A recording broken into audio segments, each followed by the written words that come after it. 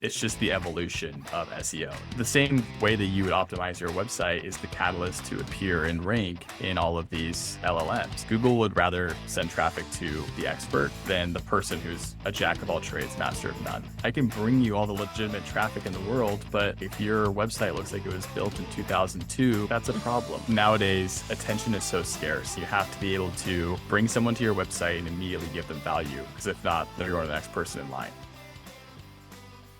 I accidentally fell into SEO way back in college. My friend was like, oh, I have this side business. And I thought it was just some little side hustle. Lo and behold, he was flipping niche Amazon affiliate sites and making 10, 15 grand a month in college. I was like, Wow. okay, let's derail everything I knew about going to get my MBA and doing that like finance fast track and just learn SEO. And so it became a mentor, and we started building websites in college, scaled that up to about 40 sites. We were publishing 300 to 400 articles a month. We scaled that to 7 figures plus strictly through SEO, no like newsletters or social media, just pure SEO. That was my internship. I never really asked for it in a way. And that was my first company. Long story short, I left that company, took a year off, and just through networking on LinkedIn, randomly met 2 great guys, and we hit it off, and we started Trio SEO, which is now a B2B SEO agency. They have a great history in entrepreneurship and SEO, all that fun stuff. So this is really like serendipitous match when we just started talking and texting. And then I was like, why don't you guys have an agency? This is a perfect fit for you. And they said, oh, we have it all mapped out. We have a 20-page marketing strategy and document that we would need to hit the ground running. We just want to have an operator to step in and do it. So I pretty much just bolted on the systems from my first company into the agency, and that's what we do. So it's been a lot of fun.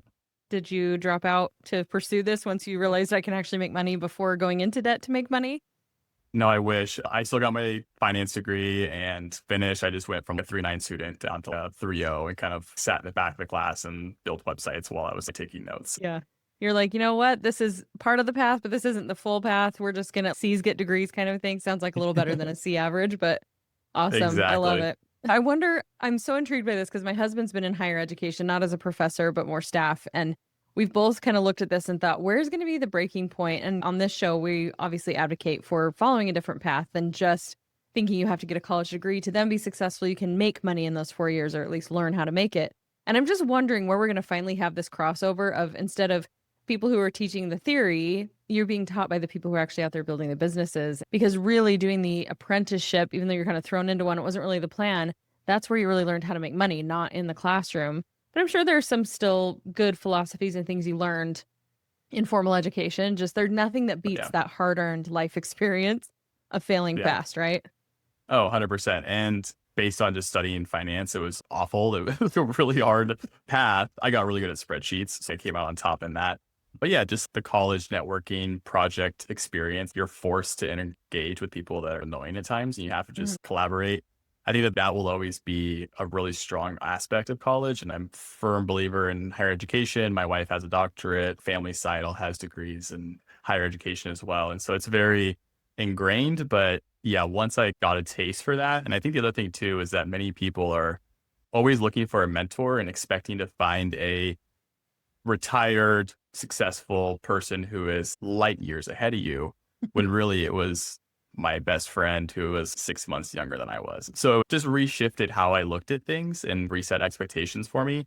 And then I saw how much money he was making. I was like, dude, you're making more money in a month than people make in like a year sometimes. So just gonna do what you're doing and teach me the way. So obviously that was like your first step into these SEO optimized opportunities. So explain just a little bit. I know that's not what you're doing anymore, but when you refer to these affiliate sites and being able to sell the affiliate sites, we're not talking about just Amazon affiliate where you're on there and you're creating, because there's new things now I'm sure you are aware of, like on-site commissions and things like that. You're not creating storefronts and selling storefronts. You're creating niche websites, I'm assuming, where you optimize those. You're making a lot of money. Tell us how you did that outside of, was it all just SEO keywords, or did you utilize sites like Pinterest so that there was searchability, anything like that? Yeah, sites like Pinterest came into play if it was more niche dependent. My friend had a beach website, which is as funny as it is. It's like purely for like beach decorating and stuff. So Pinterest just crushed. In most cases, it was like find a niche that was just really easy or like really obscure, and then write a 2,000 word best of article that would round up a handful of products or things that people would be engaged with. Write the article, publish it, wait for traffic to happen. And then as you're directing people from the blog to Amazon, you're essentially getting rewarded with that commission. The nice thing about Amazon, which many people don't know, is that even if I sent somebody there for, say, like a barbecue or like a pair of tongs, and they never essentially bought that, but then they go on this shopping spree because of Amazon and you need toothpaste or whatever, you still get a commission on the toothpaste Right. because you sent them there in 24 hours. Anything they buy in 24 hours is your commission. So it's Mhm. this very lucrative numbers game. And then on top of that, you can sell and flip these websites like real estate for a 30 to 40x multiplier of profit. It's a very fun game. It taught me a lot about flipping and managing businesses because every single one was its own thing, but also it was just this really right place, right time, kind of like dumb luck thing, which I don't know if we'll ever get again. We'll see. I feel like we get at least one of those in a lifetime. If you're out there, you're putting yourself in the opportunity spot to be able to tap into that. But I think Yeah. you take the experience with you, you learn a lot of things that are going to help you. Maybe it's not going to be as quick and shiny and fun, but it still builds a foundation so that when you do have to work a little harder, there has to be a little bit more grit. You do have some, it's almost like the belief molecule of, I know this can work because things have worked, right? Yeah. Like I've seen this kind of money come into my bank account. Maybe it's not going to be from the exact same business model, but I know it's out there and I know that something can come of this. So I think, yeah, if we're lucky, we get multiple of those opportunities where it just clicks and it is right place, right time. I think that's all around us with social media, with technology. So tell me a little bit, because I know you said that was a golden era. Things have shifted now. I keep hearing a lot about the fact that SEO is dying because of AI. So I want you to bust that myth so much because I know that a lot of people have spent so much time learning and really trying to utilize SEO. So what is it looking like now and how do you guys help your clients optimize where things have shifted? Yeah. So the funny thing about that is I always like to tell clients that it's like the best thing that sticks is that if you can think back to about 25 years ago when this crazy concept appeared, wait for it, called Google, and now think about how ingrained Google is.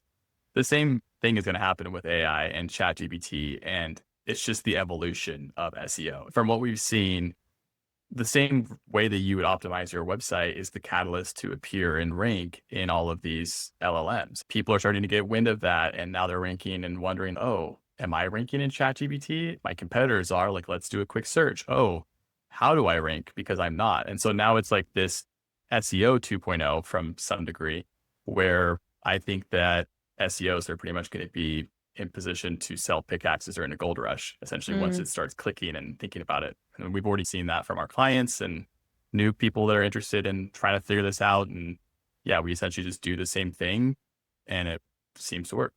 yeah. It's so funny. We've, as a team, been talking about how this conversation we're having could be irrelevant in 90 days, right? Like it's just moving Yeah. so very quickly. But I do think there is some good substantial insight that needs to be gleaned from this because I do think we're shifting away. I had a TikTok draft that I was going to post the other day. It was like 2 years old, only 2 years old. And that is a long time for something to sit in your drafts. But I was in that video talking about how we need to stop over Googling. And it was irrelevant because nobody's Googling anymore. Not nobody, All right. but most people are not going to Google and searching. They're going to their best friend, ChatGPT.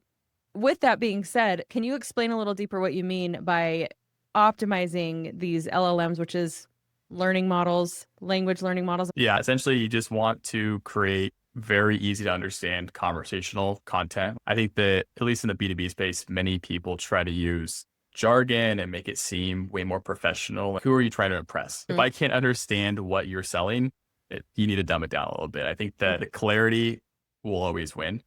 The other thing is going to be authority. So making sure that you have a really strong backlink profile, that your domain is in good graces with Google. And that's kind of an ongoing strategy within your SEO wheelhouse, whether you're doing podcasts, whether you're working with allies in your space, doing guest posts, whatever that looks like. But over time, you should be consistently building these links up to build your authority. And then when you can combine those two, that's pretty much how it works. So Mm. yeah, it's not rocket science. Well, it can definitely feel that way to somebody who's Yeah. like really thinking about this. This is totally your world and it's your wheelhouse. And I think even for people like me who are still wrapping their minds, maybe not like me, maybe people a few steps behind, who are still wrapping their minds around even utilizing AI, creating systems in their business, or knowing how to train a GPT. The flip side of that, from like the promotion side, still feels very out there and hard to wrap your mind around. So we're talking about optimizing the actual platforms of like ChatGPT when it does web searching. so that you're coming up and you're recommended. Is that accurate? Yeah, like I just had a call with somebody the other day and they were looking for pretty much somebody who specializes in AI SEO or how to get their site ranked. And I literally just screen shared and I pulled up ChatGPT and I typed in, who do you know for XYZ service? They came up, and then I did the second service that they wanted to be found for. And I said, who do you know for this? And they didn't appear. And I said, well, if you look at this, like ChatGPT is returning all of these other results and it provides a brief overview of what these services offer for your competitors.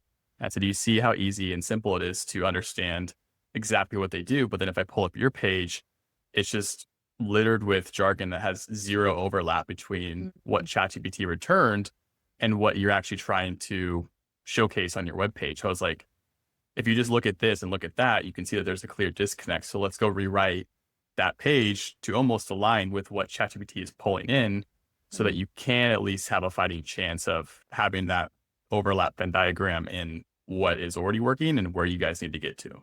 Yeah.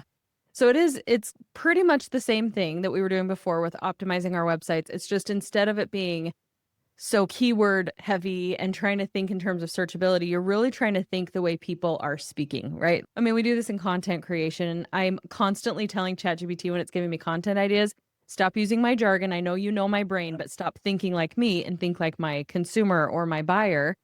And so you're optimizing websites in that way, right? Maybe give some examples on a client you've worked with or a company. I know you just mentioned one, but what are people doing when they think they're optimizing their website, and what needs to shift, and what are some of the things you guys go in and change? Yeah, I think the biggest thing is that even from a traditional SEO standpoint, people overlook the fact that each page or each blog should have a function and serve a primary target keyword. So if I'm looking at the service page for like our website and one of them is about B2B SEO and we're trying to rank for B2B SEO, if that was a client perspective, like I would go and look at their page and there would be no mention of B2B SEO or like the fact that we are experts in B2B SEO. They would just say, we're here to optimize your site and bring you blah, blah, blah. That doesn't clearly portray what I'm looking for. If it almost needs to be just like so clearly defined that you almost feel dumb writing it because you're like, is this actually like what I'm writing? Yes, we do B2B SEO and we do it really well. You just put it there for people to see. It sounds funny to say, but people don't have to read between the lines and they can clearly see that. It's like, oh, that makes sense. I know that you guys do this thing. I don't have to guess if maybe you're talking about SaaS SEO versus B2B. Like, just be very clear. Don't try and sound extra smart. You're just going to come Mm. off wrong, is how I look at it. It's refreshing because I think that's the part we love about ChatGPT. It's direct. It doesn't cause us to Yeah. have to think about the next thing. We're not having to sift through results. We're not having to, I don't know, like it really does replace our thinking and our decision fatigue. And so we are speaking to it in our own language. And I think it's really uncomfortable when you have felt like, I don't know about you, but I feel like we were trained in a certain language and marketing speak, and you have to position it and you really have to sound a certain way. And again, I go back to content because I create content every single day. It's the same thing. There's like a language of content. There is a language of things that should be on your website nowadays that didn't really need to be there before. And it's not just enough to put those keywords, you have to optimize in the learning language model. What is some ways, if people can't necessarily invest in hiring you guys, walk me through the process of where I should start? Obviously, different pages on my website should serve that different function. Should people be utilizing ChatGPT to take maybe some of that more complex language and break that down and say, I want you to optimize this page for your site, like for ChatGPT? Yeah, I think it can get you pretty far. I wouldn't be too reliant on that. I would definitely take it with a grain of salt and try to adopt your own little tone or nuances to it just to give it not 100% of an AI feel. I think that where things start to get a little risky is when you just become way too reliant on AI. I think it's a good starting point though. And if you can say, hey, assume the role of somebody with 10 plus years of SEO experience, I'm trying to optimize this page. I think the better you can be at asking it or prompting it, the better the outcome. If you just take a screenshot of your homepage and say, redo this, the outcome is not going to be as high value or high output. If it's a redo this and speak directly to my ideal customer's pain points, here's a list of bullet points around my ideal customer. Or even my favorite thing is to talk into a microphone and just have a conversation with ChatGPT, almost as if you're talking to a new hire or somebody else on your team and you're just sending them like a quick Loom video on what you want done, there's no reason you can't do that for Mhm. ChatGPT and just start having a conversation with it. Yeah, cool. I want to pivot a little off track right now because this is something you mentioned a minute ago that a lot of people are trying to sound smart, even in your space, right? Like they're trying to Yep. add all these big language. And my husband's sitting here and he's super intrigued by AI. He's probably further ahead than most consumers would be. And he's looking at that to provide for his specific niche. And he was like, I feel like there's all this sense of we're trying to gatekeep something so that we still have a job, right? Like we don't want people to realize AI is going to be able to help you shift through that. In your experience, if somebody's listening to this and they're saying, okay, I thought that having an agency to help with SEO was a dead in the water, can you explain a little bit too of how you are capitalizing on this shift to grow your business? If somebody's seeing, how do I replicate your results? How do I step in there, tap into AI, use it in a different way, and be able to combine maybe my skill set already and take it to the next level? Does that make sense? Yeah, totally. The biggest thing I always like to tap into is the fact that you can picture an iceberg. Everyone knows that what you see above the water is not the full story. And so if you can mimic an iceberg in relationship to your website, you have your homepage, the contact page, the about page, all the must haves. And then all of the depth or what would be below the surface of that is pretty much all the content you can add to your site, extra service pages, case studies, white papers, blogs, etc. And all that depth is really valuable content because that essentially helps ChatGPT or Google or whatever thing you're trying to leverage learn more about who you are, what expertise you bring to the table, and all that sort of stuff. And so I think that the easiest thing for people to do is just slowly but consistently add more content to their site that allows these things to reference your site. So what I mean by that Mm. is if somebody searches for something in ChatGPT and you don't have a piece of content that aligns with that answer, you're just out of the competition. Like you just can't be, it can't pull anything in because you don't have anything. But if you have a blog around B2B SEO best practices and somebody says, how do I learn B2B SEO? That's a direct match to that question. Without having content on your site to begin with, it's just, there's no way for you to have a fighting chance of success. Mm. So I think that just thinking about that and thinking about how do I build up this site as an asset so that I can compete long term and add depth and value. I think value is the big one to my ideal customers, to ChatGPT, to Google. That's pretty much the name of the game right there. Okay, so you mentioned, but well, maybe you haven't mentioned on this call, but something that you have mentioned previously to us as we were booking this interview is that actually guesting on podcasts. And this kind of links up and lines up with what you just said. The more backlinks you have, things like that are just going to help you show up in the search. So let's say I'm going on podcasts. We obviously want to make sure we're not just showing up for them and just trying to create this quantity of content. It's quantity and quality, right? You want to make sure that your subject matter is also really optimized. And is there anything more you can add to that with understanding how that works, like how that fills up your likelihood to come up in those searches on ChatGPT and things like that, just because you have these backlinks? Yeah. So just for preference, like a backlink is almost like a vote of confidence from Google's point of view. So the more votes you can get, the more credibility you have long term, which helps your rankings and everything that comes with that. So as you're doing podcasts as a guest and you're going on these shows, like there's it's a very natural thing for the host to probably talk about you in the show notes, add a link to your LinkedIn, add a link to your website, et cetera. So you're over time essentially just building up your personal brand online. And that is recognized by ChatGPT and Google. And so anybody who searches you will probably find that podcast and everything else that comes with it. But the benefit of doing that is that you actually have credibility online. Like you will never lose that essentially if you can keep compounding those results. Look at a podcast that has decent reviews and has some life to it. It's not like it's the first episode, like that you should have credibility attached to that as well. And then try to bridge that gap and marry the two so that you can be consistent in how you can develop those relationships. Yeah, and on our show, we definitely do that by default. We link to our guest offers and things like that. So I love that explanation that it's just helping you build up that portfolio, that image online. I've seen somebody talk about, glad I have a little frame of reference to our conversation because sometimes I can feel like way behind. But somebody referencing how you can train ChatGPT within ChatGPT. If Mhm. you're searching, if you're feeding in information about your brand, that will also help you to show up. But so I want your hot take on that. But we're talking about still optimizing for Google because ChatGPT is still using Google. It's still pulling those same tools that Google uses for SEO and just pulling it into their platform. So just make sure I'm right on that. And then what's your take on training these platforms yourself? Yeah. So I look at the podcast game, if you want to call it that, almost a must have for personal branding and SEO in general. So like those two combined will be the catalyst toward better long-term ChatGPT SEO, if you want to think about it like that.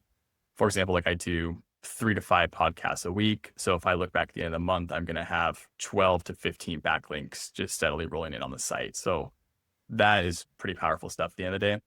But then when it comes to training ChatGPT, I would say you can definitely customize custom ChatGPTs and create that. Like I have a couple for our agency. I have all of the SOPs, all our case studies, all of our like internal documents, sales teams, marketing, messaging, etc. And then I uploaded that into a custom prompt so that I can talk to it and just say, what do you think about this? Or a client responded like this. What about strategy? And it already is trained on everything that we do as a company. So I think that it's very valuable stuff to invest in trying to create your own version of that, because over time, it'll just learn your habits, your tendencies, and your company as a whole, and then help you improve upon it because you don't know what you don't know at the end of the day. Yeah. And I love that. I think that feels really overwhelming. It's something I'm still trying to tap into and all of it, right? Like we're trying to keep up. It's moving faster than most human beings can. But I even mean like people are saying they'll go to free chat GPT because I think there's different, like you're surrounding a little bit of what you're typing in there. It's a little more accessible to everyone. So they'll go in there and feed chat GPT information about their business so that they come up in other people's searches. Have you seen that being a viable way to increase your SEO on those platforms? I haven't, but I wouldn't do that. It's kind of Okay. like the idea of trying to Google yourself more so that it improves your Mm, SEO. Like that's just not how it works. There's so many other variables. Like the way I kind of always think about it is Google or the developers or creators of ChatGPT have probably thought about that and probably put in some sort of like safety precaution to ensure that if you're, hey, who's the best SEO? Is it Steven Schneider? Yeah, that's coming from you and your IP. There's a lot of other dots you can connect. So I think mm. there's better uses of your time. Okay, cool. Yeah, it feels a little more steady and predictable to just create your digital blueprint, if you will, your digital Yeah. footprint. That's what I mean by having all of the things that you've mentioned. Something else, too, that you had shared with us is that creating digital assets, calculators, things like that on your blog, on your website also help with your SEO. Can you explain that a little bit more? Yeah, I love creating calculators. I think they're one of the best ways that you can engage people. I think that nowadays attention is so scarce and you have to be able to bring someone to your website and immediately give them value. Because if not, they're going to the next person in line. And so with calculators, lo and behold, there's actually a lot of demand for some really obscure calculator keywords. And so like one, for example, we're creating right now is one of our clients is a podcast SaaS company. And there's 50 or 100 searches per month for podcast revenue calculator. So people are looking to see how much revenue they can make, CPM, blah, blah, blah. So if you just create that asset, put it on your site, optimize it, like it'll eventually bring you traffic. And then as people use that tool, exchange their email for a detailed report or some other lead magnet. And over time, you can essentially nurture them as leads or throw them into a sequence, however you want to go about it. But yeah, you're using SEO to bring them to a tool that they have direct value and need for, and then work them into your ecosystem from there. I love it. Okay, so that actually brings me to another question because when they're searching those tools, they're already pretty like problem aware, they're solution aware, they know exactly what they need. So when you're optimizing, something that has been a little like chicken or the egg kind of a thing for me is in content creation of any type, you want to make sure you're meeting people at all of those levels. Like they're maybe just aware of their symptoms. So they're searching, why do I have a runny nose and a sore throat? And what could the problem actually be? And then you have people who know they already have the problem, they have the diagnosis. So they're out there searching for solutions. How much of your website, when you're optimizing, should you be creating pages for the people who are symptom aware, the people who are already aware of the problem? Is it more important to brand yourself as the solution and then maybe have some content pieces that will feed into what they're actually out there searching and just have a blog post or something like that that meets them where they are? Yeah, there's no perfect percentage or allocation of that, but I would say it's always best to start as bottom of funnel as you can. So like what you're saying pretty much ties back to intent. If I'm looking at our website, for example, it makes sense that the first pages that we built on the website are all the service pages, like B2B SEO services, et cetera. Mm, So that when people do land on that, it is very buyer focused. And then as we develop the blog, there's even bottom of the funnel blogs, such as like, how much does SEO cost? Or like, what is SEO ROI? Like all these sort of things where people are maybe not directly pulling out their credit card, but their hands in their pocket, touching their wallet. So how Mm. do you think about from their perspective and then work backwards and add more middle funnel? And then I would say like only add top of funnel if you really think that like you've covered everything. But yeah, we always start bottom of funnel and work our way out just so you can try to bring people in who actually have the intent to make an action from there on out. Yeah, that makes perfect sense. I'm sure you've seen a lot of people who, and this kind of goes into the jargon specific stuff too, where we can even use jargon with those symptoms and with the top of funnel language where we're trying to call in a ton of people, right? We want to Yeah. funnel them in, but you can get a little lost in that where you lose sight of, wait a minute, but what am I really trying to help people do? What is our expertise? We don't want to be for everyone. So we have to be a little bit more specific. And if you start with that foundation of, okay, we're planting our flag here, we are going to be known for this thing very specifically. For you guys, it's B2B SEO. Talk to me about the value of niching down when you are trying to optimize your website. It's obvious to me and you, but for the listeners, help them understand, because I think it's hard to let go and feel like you want to serve everyone and you have this expertise and skill and you want to have a blog post for every type of person who's looking for SEO, but how that helps you to rank and how it's going to help you stand out. Yeah. So I mean that's pretty much like where my affiliate days back in college, like that's what we mastered really well, was that we learned that if you had a micro site, and this works 10 times better back in the day, but it still works now, is that if you had a micro site around barbecues, for example, like you were just the go-to place for barbecues, that is going to perform much better than somebody who has content around barbecues or outdoor picnics or deck equipment, whatever people are looking at as more outdoor site rather than being the expert on one thing. Google would rather send traffic to the expert than the person who's a jack of all trades, master of none. And so when it comes to creating your content, you almost want to think like that. If, we cover B2B and SaaS SEO, like we might have other topics around SEO just to kind of add depth and layers to the fact that we know SEO, but we have a bunch of B2B content. Like that's where we've gone really deep instead of going wide. And so I think that as you do that, Google understands, like you have all these pages, they start to connect to each other. The keywords start to mix and jumble together. And then as Google is finding these rankings, it's like, oh, these people are experts over here. This guy only has one page about that. I'd rather send this traffic to the expert because I don't want to mess up my credibility from Google's point of view. And so they try to direct people to that kind of like mindset. Yeah.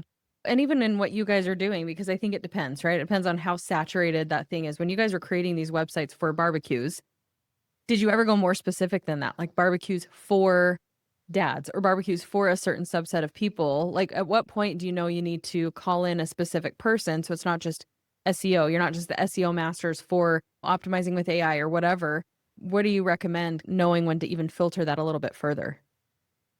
I was going to try and just ask myself, if I was on this site, would it make sense that if I found another piece of content, does it feel like it's completely out of left field? And so the barbecue stuff, like you can always go more niche and you can always become an even better expert at one thing.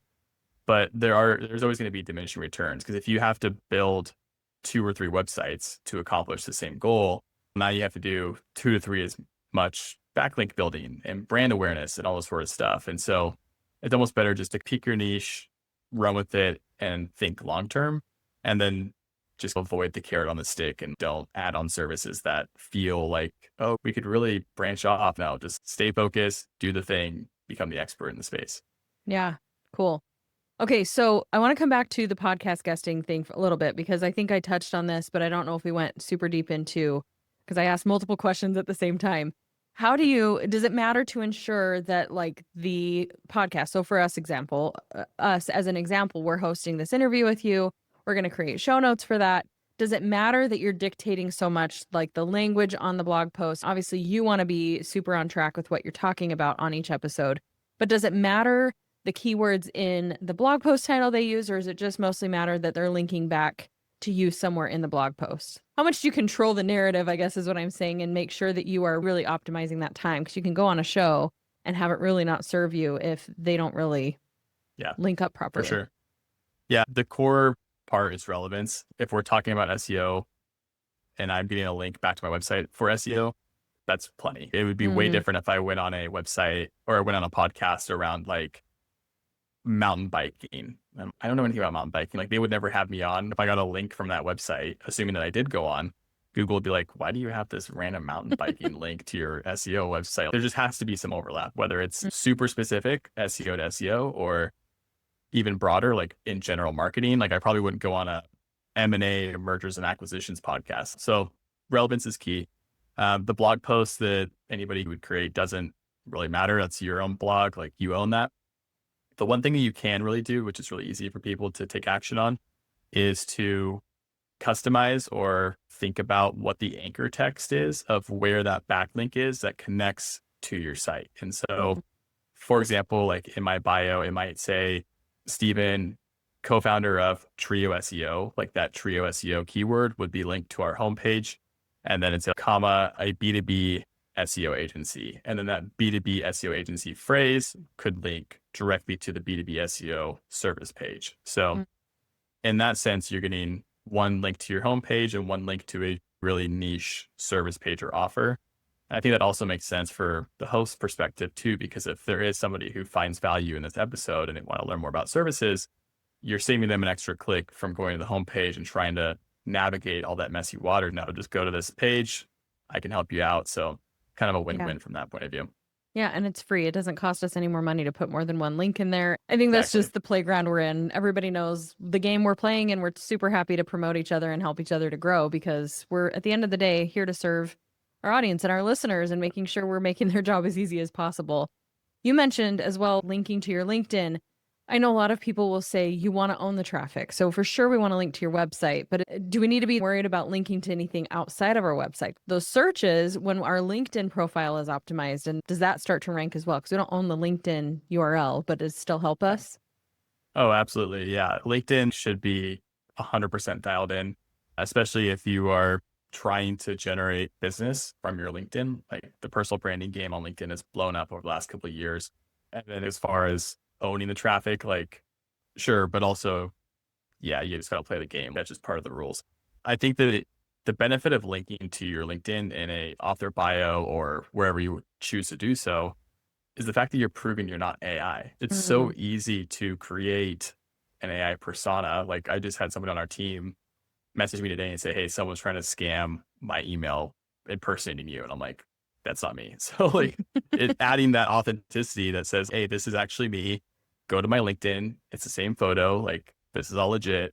That goes a long way when people are confused and they don't know, is this AI? Is it not? Google understands that. Your users understand that. Transparency will always win. yeah. Okay, so another question. We obviously want to be filling up as much as we can, guesting on podcast, having really good optimized tools and things like that on our website are going to help that searchability and help us rank higher. Are we looking at a quantity thing too? Should we be really serious about, and I hate to even say it this way, like leveraging AI so that we can get a lot out there? I think a lot of people are thinking, well, now it's easier to write blog posts. Let's put out 10 a day. Is that still going to help us? If you're coaching someone who's building their business, they're still in the process of building a personal brand or a brand in general. How much time and energy should we be putting into new content going onto our site in addition to the social media content so that our ranking can be higher? The classic SEO answer, it depends. But the idea is where is your ideal customer living and hanging out most? If they're not on social media, then don't spend time on social media. If organic SEO is a very easy game and high search volume and lots of demand, go invest in SEO. I think that's great. In terms of the quality versus quantity, you should only ramp things up as far as you think that you can deliver high quality content. For example, our average packages, human written, human edited content is about 5 per month. And we found that's a really steady flow when it comes to compounding results, legitimate growth, and making sure that things aren't stressed over time. People who choose to do 10 articles a day or whatever and blow it up, like the strategy likely shot. Like there's no way that they know what they're doing. Google will probably catch on and flag it as like a spam attempt. And I think at the end of the day, you're putting in all this work and energy when you want it to be worth it in the end. Mm, And so if you're trudging all of this energy into this thing, really isn't going to produce results, why do it? And that I just look at this discussion of let's use AI to create 1 million articles a month. And it's like, go ahead. It just makes my life easier when I have to compete against you and you're not going to win. So have Yeah. at it. Yeah. It's such a delicate balance that I think we're in is, oh my gosh, now I can do things so much faster and easier. But that doesn't necessarily mean that it's better. So Yeah. I think your answer of it depends is accurate. It's not just an SEO question. It's like an entrepreneurship question. Yeah, There's a lot totally. of variables to consider with what's going to work. And I love that you brought that back to what's your priority and where are your people? Because I get excited over conversations like this and I immediately want to hang up the call and say, okay, we're starting over the website. We're going to optimize everything. We're going to rank on Yeah. ChatGPT and Google search. But I think you do have to zoom out and say, where's our person? How are they finding us? Where's the best place to spend our energy and our time? And that might be social media. That might be where your Yeah. people are. It might be LinkedIn. It might be YouTube and just go all in with that. But when we say go all in, don't be weird about it. Yeah, Nobody likes the exactly. person who's trying too hard. Oh God, no, it's awful. And even I think that to play devil's advocate, like if maybe they aren't online, like maybe they're at trade shows, like we've had people come through and they work with us for a year and the SEO goes great. And they're like, hey, I just talked to 10 of my customers and learned that like they're all going to trade shows next quarter. Should I start doing that? I'm like, yeah, probably. Like that's probably where you're going to find a lot more business. And so it's just funny that I think people are so hyper focused and have FOMO around the next thing. Oh, LinkedIn's blowing up, so I'm going to start creating content. And it's like, why? Because this person's doing it. Do you have the same business? No. Okay, then don't do it. So Yeah. it's just fighting shiny object syndrome is the hardest thing in entrepreneurship. And the better you can do that, the better you can win. Yeah. Okay. So another question that I have, and we'll wrap this up. Thank you so much for being such an open book. Of When you're course. doing this optimization, we obviously understand like SEO is not dead. We just have to play the game a little bit differently. We're optimizing it in a different way. We've had some guests even come on and they relied so heavily on Google search and ranking really high on the first page. That's how they got most of their business as they were growing. And now that has changed because Google is wanting people to pay to play essentially. So are we seeing more of the success looking at Google as an integration into things like OpenAI models and less so much, or are you still seeing your clients because you're optimizing with this good basic language, direct language that they're still having success ranking high? Should that be a priority to try and be on the first page of Google, or is that just kind of like a hopeless endeavor at this point?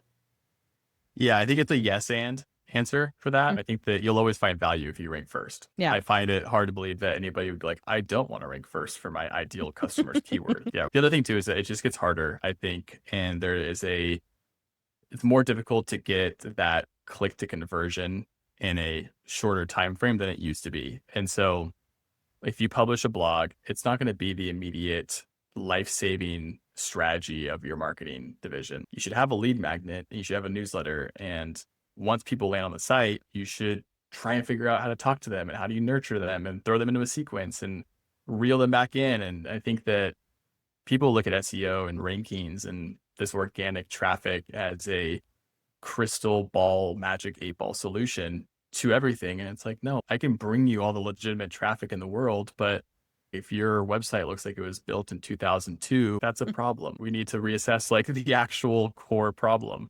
And so I think that like the TLDR there is that it is a holistic approach and you do have to think about all parts of it. And yeah, if you have top rankings, like you will win. But at the same time, if you have that traffic, are you pulling the correct levers in order to convert that traffic? It's not as black and white as it used to be. Yeah. The barriers of entry change, but there's good things that come of that. And then there's challenging things. And I think as long as you stay in the game, you're willing to pivot and learn and evolve as it goes, you're going to be fine. Okay. Since we're going to be backlinking to you, where are we sending people to continue to connect with you if they want to learn more about SEO, optimizing their sites?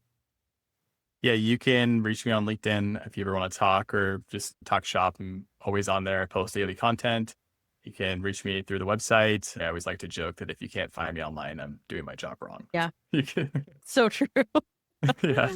For reference, you were easy to find, obviously had a link, but even just a quick Google search and you're doing something right. So I appreciate you sharing that with our listeners. You guys, if this is something that you want to tap into and you felt like you're a little too late to the game, Stephen has done really great at demystifying SEO, even in June of 2025 when we're recording this. And hopefully that will remain the same for years and years to come. And if not, I'm sure you're going to pivot and figure it out and we'll pick your brain again after things shift and change. So thank you so much, Stephen.